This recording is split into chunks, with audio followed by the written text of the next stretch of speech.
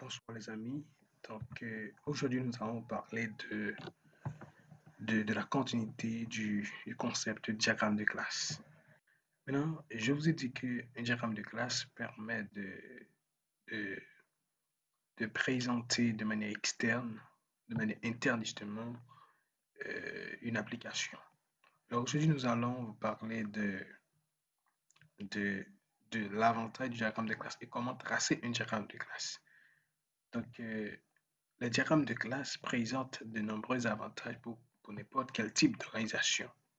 Vous pouvez les utiliser pour illustrer des modèles de données pour des systèmes d'information, quel que soit leur degré de complexité.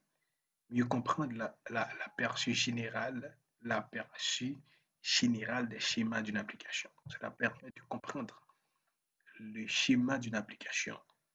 Ok, si vous voyez ici, là, c'est un diagramme de classe. Ok, là, nous avons un diagramme de classe, mais nous allons vous montrer comment tracer un diagramme de classe dans le cas. Donc, un diagramme de classe permet d'exprimer visuellement les besoins du système et diffuser cette information dans toute l'entreprise. Un diagramme de classe permet de créer des schémas détaillés qui mettent l'accent sur le code spécifique qui doit être programmé et mis en œuvre dans la structure décrite.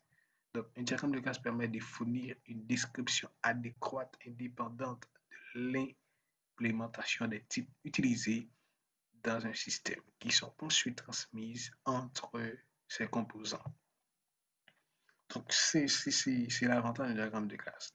Donc, exprimer les besoins de système, cela permet de créer des schémas qui mettent l'accent sur le code spécifique, c'est-à-dire que la manière dont on va développer l'application, le code et la manière qu'on va coder justement l'application, okay?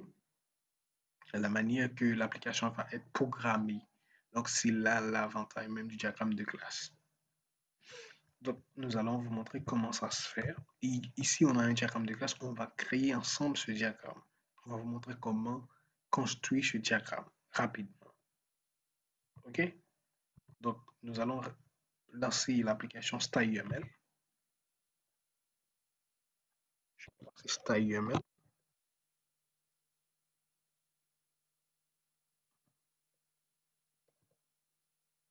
Voici l'application. Tout cliquez sur l'application. Et attendez quelques minutes, quelques secondes en fait, pour que l'application puisse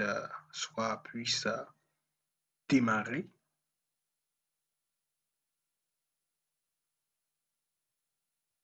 Attendez quelques secondes. Donc l'application est en train de sortir. Voilà. Maintenant, il faut remarquer que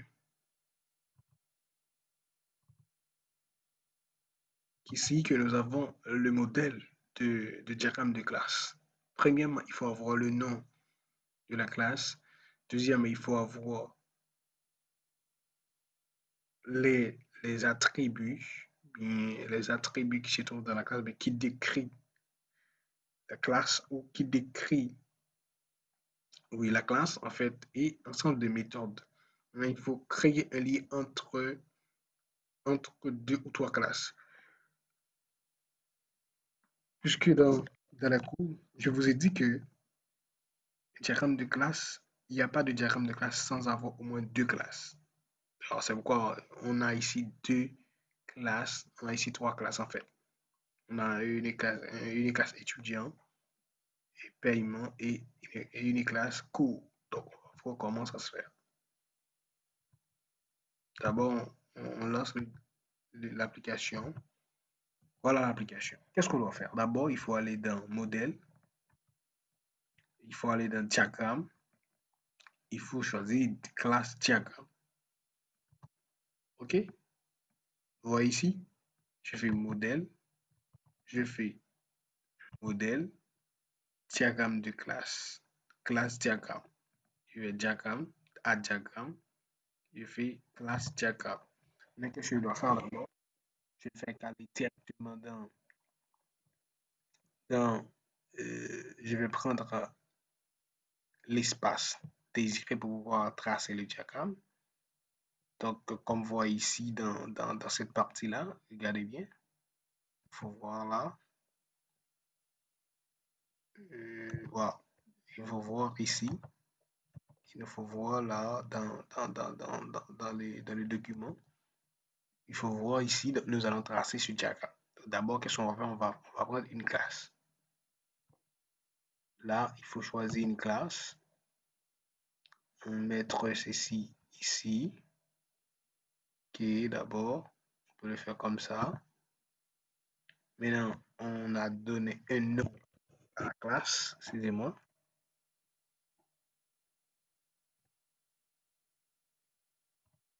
Étudiant. Ok. Maintenant, je vais d'abord créer les autres éléments qui se trouvent dans la classe. Il faut remarquer ici qu'on a ensemble d'éléments. Excusez-moi là. Il y a un ensemble d'éléments qui se trouvent ici. Code, nom, prénom, téléphone, âge, sexe, adresse téléphone. Donc tout ça, il y a trois parties. Donc nous allons justement dans la deuxième partie, ici. Ok, nous allons ici directement.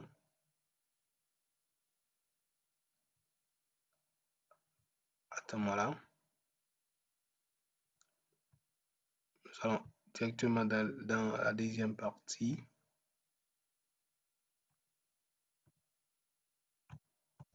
Attends. Ça devrait être fonctionné là.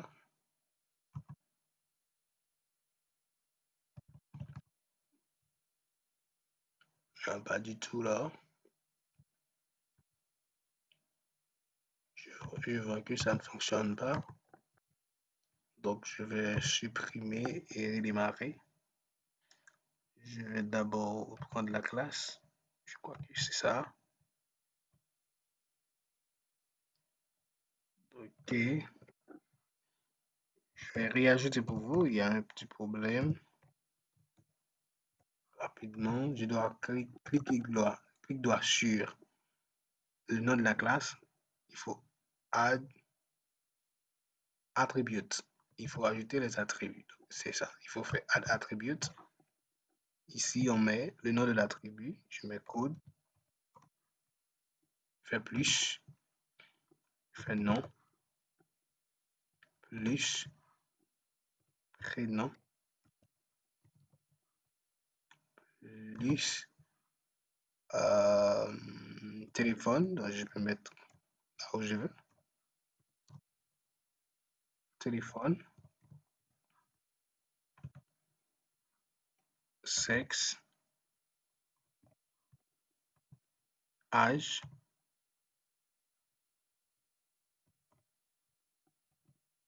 Adresse. Et puis, je vais mettre email. Donc, je pense que ça peut aller là. Voilà. Maintenant, après, qu'est-ce qu'on va faire? On va toujours cliquer sur le nom de la classe et on va faire add operation.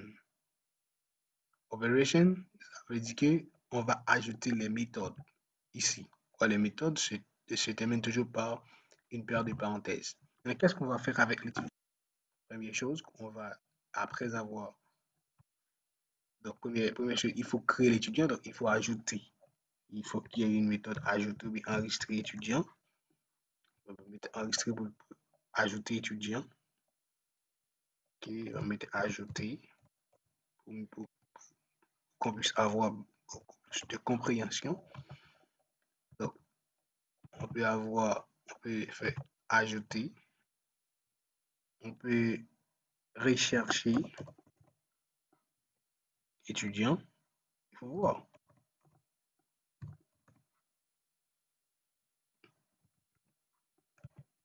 Ok, après rechercher, donc, on peut toujours rechercher, modifier. Oh. Après modifier, donc on peut supprimer étudiant. OK. Et il y a une autre méthode qu'on peut mettre ici, on peut mettre authentifier. L'étudiant peut s'authentifier. Authentifier, c'est aussi une autre méthode qu'on peut ajouter dans le cadre de ce programme. Voilà. Maintenant, lorsqu'on fait ça comme ça dit que voici l'ensemble d'actions qu'on va faire dans cette classe-là. Voici l'ensemble des actions qu'on va faire à partir de ces données-là. C'est-à-dire qu'on va créer une classe, on va ajouter étudiant, rechercher, modifier, supprimer, authentifier. Donc, l'étudiant va avoir la possibilité de s'authentifier. Voilà. Maintenant, on va créer une autre classe. Donc, je vais voir rapidement quelle classe qu'on va voir. On va voir une autre classe qui s'appelle paiement. Donc, on va voir la classe paiement. Donc, la classe paiement, qu'est-ce qu'on va voir? Donc, l'étudiant va effectuer un paiement. Donc, puisque l'étudiant va effectuer un paiement, nous allons voir comment ça se fait. Premièrement, je vais mettre la classe paiement. Ok, je clique sur la classe 2 fois. Je fais clic droit sur la classe. Je vais add attributes. Ok, pour ajouter les attributs. Qu'est-ce qu'on va faire? On va donner un code avec chaque paiement de manière implicite. Personne ne connaît ça. Deuxièmement, il faut ajouter code étudiant, l'étudiant qui va être payé, montant, mettre date paiement. Donc, on peut mettre avant session.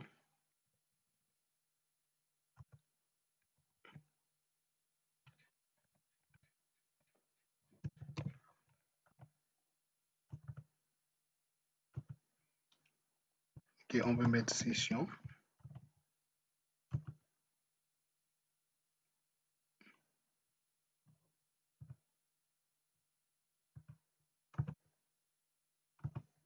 Ok, après,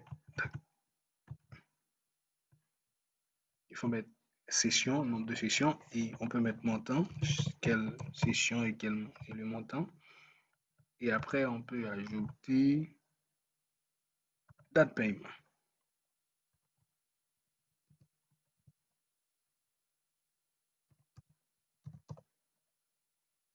Date paiement. Maintenant, rapidement, on va créer les méthodes. On va toujours cliquer sur le nom de la classe, on fait Add Operation. Maintenant, qu'est-ce qu'on va faire d'abord? Il faut enregistrer les paiements. Il faut enregistrer les paiements. D'abord, enregistrer. On peut ajouter aussi. Laisse-moi mettre plutôt ajouter. On va utiliser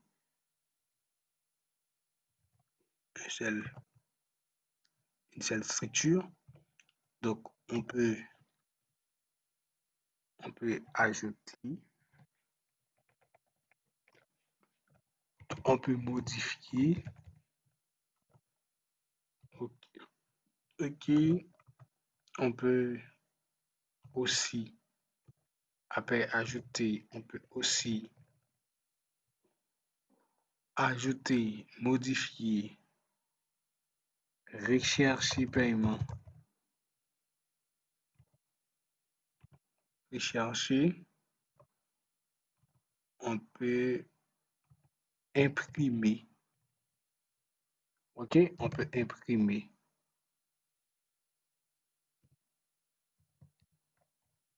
ok, on peut imprimer paiement. Donc tout ça, c'est un ensemble de méthodes qu'on peut, et même là aussi, on peut ajouter un autre pour pouvoir dire, donc je vais justement imprimer étudiant. Alors on peut imprimer étudiant. On peut imprimer étudiant. Maintenant, on va tracer, on va mettre un lien entre la classe paiement et entre la classe étudiant et la classe paiement. Qu'est-ce qu'on va faire? D'abord, il faut aller directement dans la classe. Il faut choisir association et on fait ça. Et on ajoute ça comme ça. OK? Donc maintenant, on peut mettre une phrase. On peut mettre effectuer paiement pour être plus explicite.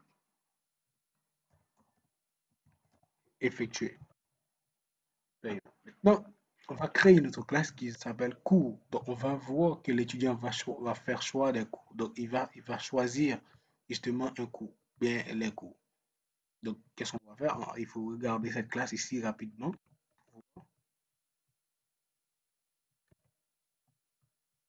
Ici, donc on va voir cours, code nom, prénom, code nom, disons, excusez-moi, prix, cours, niveau, enseignant, date, date début, date fin cours, et puis on peut avoir code étudiant.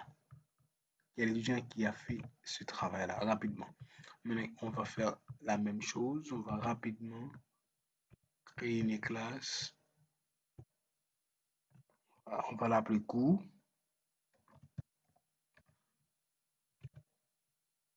On va faire clic droit sur le nom de la classe. Il faut faire add operation. Non, non, ok, add operation. Donc, on peut laisser ça. On va ajouter d'abord les attributs d'abord. On va double-cliquer sur le nom de la classe pour enlever ça. Double-cliquer sur le nom de la classe. On peut mettre code cours. Non. Chaque code a un prix. Chaque cours a un prix. Bien, je crois. Justement, on met prix du coup. Qu'est-ce qu'on peut mettre aussi? On peut ajouter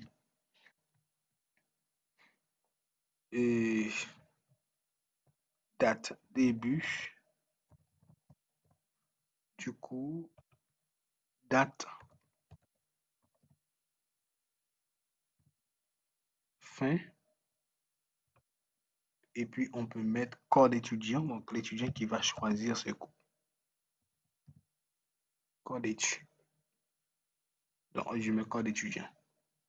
Ici, pour la méthode, donc, il faut toujours faire ajouter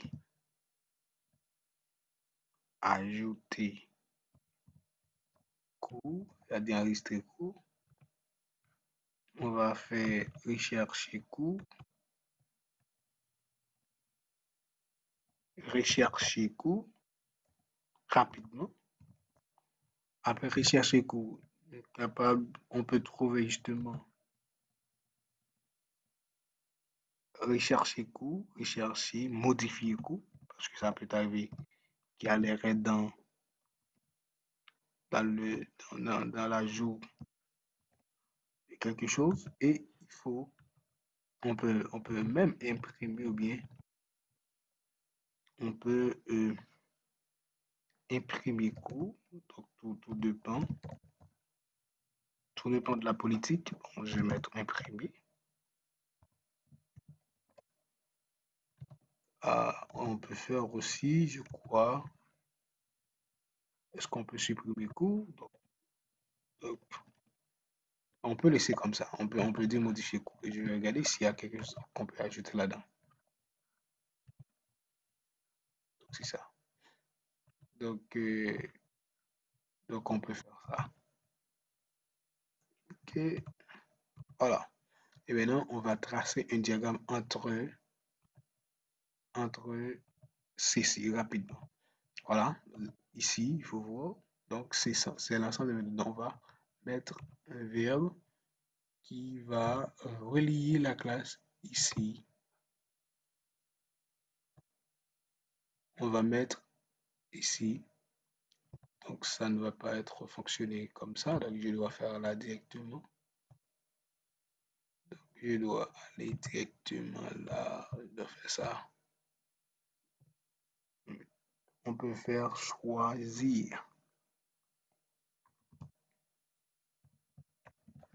Choisir un cours. Donc, l'étudiant peut choisir un cours ou plusieurs cours et effectuer un paiement. Donc là, on parle de diagramme de classe. Voici comment mettre en évidence un diagramme de classe. De manière générale, ce système-là, de manière interne, ceci explique généralement comment on va créer votre application, comment l'application va être interagir, comment on va créer chaque module. Donc, on peut créer, on peut justement développer une application pour un étudiant, on peut développer une application pour effectuer un paiement, on peut effectuer une application pour pouvoir faire choix de cours. Donc là, ce système est beaucoup plus global, est beaucoup plus compact, parce que là, on décrit l'application dans sa globalité, de manière interne.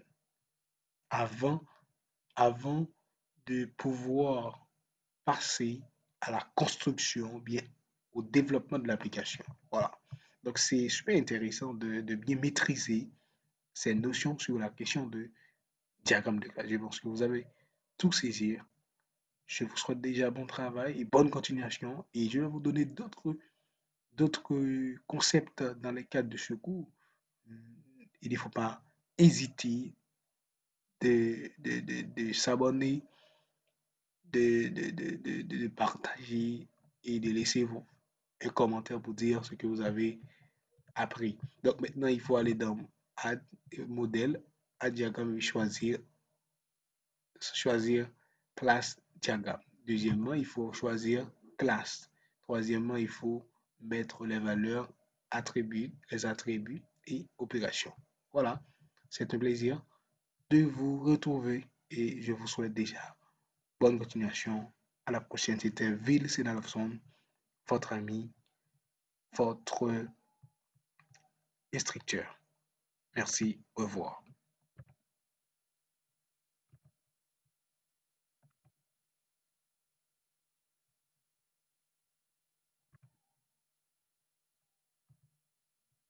Merci et au revoir.